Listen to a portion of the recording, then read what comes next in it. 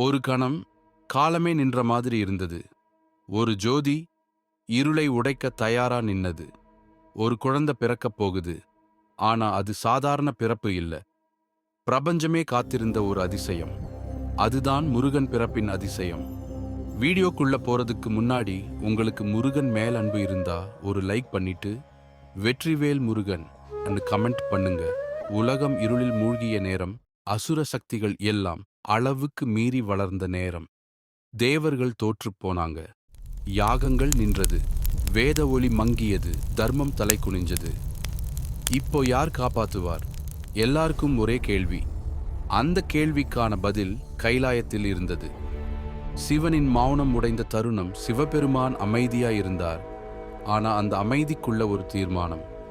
அவரோட நெற்றிக்கண் மெல்லத் திறந்தது.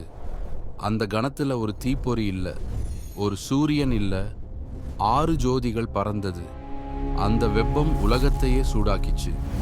அக்னி பகவான் அந்த ஜோதிகளை எடுத்து சரவண பொய்கையில சேர்த்தார். அங்கே இயற்கையே மௌனமா நின்றது. மலர்களில் மலர்ந்த அதிசயம். சரவண பொய்கையில் 6 தாமரை மலர்கள் மலர்ந்தது. ஒவ்வொரு மலரிலும் ஒரு சிவப்பு ஒளி. அது மெதுவா குழந்தை ரூபம் எடுத்தது. 6 குழந்தைகள், 6 சிரிப்புகள், 6 தெய்வ ஜோதிகள். கார்த்திகை பெண்கள் அந்த குழந்தைகளை அன்போடு வளர்த்தாங்க. அந்த அன்பு தாயின் அருள், அந்த பராமரிப்பு சக்தியின் ஆசீர்வாதம். சக்தியின் அணைப்பு. பார்வதி தேவி அந்த 6 குழந்தைகளையும் ஒரே நேரம் அணைத்தாங்க. அந்த அணைப்புல ஒரு ரகசியம் இருந்தது.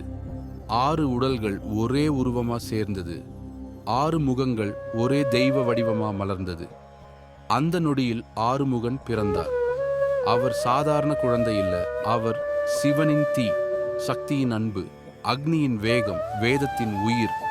பிறப்பே ஒரு பதில். முருகன் பிறந்தது போர் செய்ய மட்டுமில்ல, அவர் பிறந்தது அறியாமையை அழிக்க, அகந்தையை அடக்க, பக்தர்களுக்கு துணை நிற்க. 6 முகம், 6 சக்தி. ஒரு முகம் ஞானம், ஒரு முகம் வீர தீரம், ஒரு முகம் கருணை, ஒரு முகம் அழகு, ஒரு முகம் பாதுகாப்பு, ஒரு முகம் அருள். அதனால தான் அவரை பார்த்தா மனசு அமைதி அடையும். அவர் பெயர் சொன்னாலே தைரியம் வரும். இந்த பிறப்பின் அர்த்தம் முருகன் பிறப்பு ஒரு புராண கதை மட்டும் இல்ல, அது ஒரு தத்துவம். நம்ம உள்ளே ஒவ்வொரு தடவை அறியாமை உடைந்து ஞானம் பிறக்கிற தருணம்.